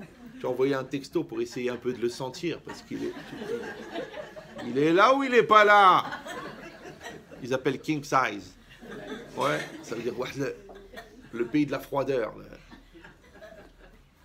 Et après tu dis, écoute, je te sens plus, je sais pas, t'as dormi là, t'as pas dormi là. Alors que le petit dit, pose-toi, excuse-moi, ça me fait du bien, je te sens, j'arrive pas à dormir tant que t'es pas là. Eh ben dis merci. Du coup, le manque de confort, il devient de la proximité. Alors que nous, grâce à Dieu, on est dans un confort, mais vraiment, on dirait qu'on a un congélateur chacun. Ça veut dire qu'on est vraiment au frais. Ouais.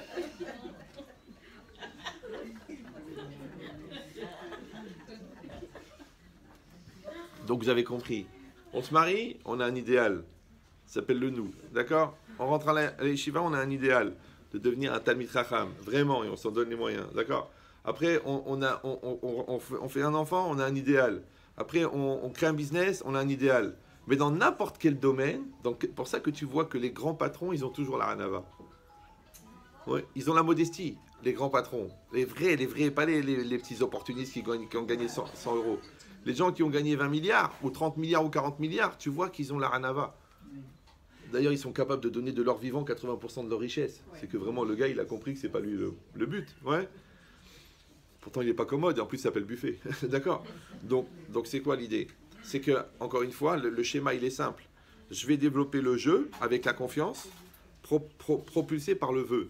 Et après, je vais écarter le jeu, il va rester le vœu. Et le vœu, il va à l'infini jusqu'au Lamaba. Donc c'est ça le secret que les Bnei Israël ont compris.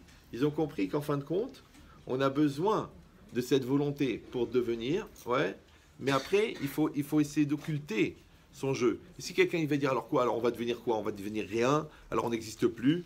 Alors je vous le dis tout de suite, n'ayez pas peur. C'est très rare que quand on est 5 et que tu coupes le gâteau, tu coupes 4 parts.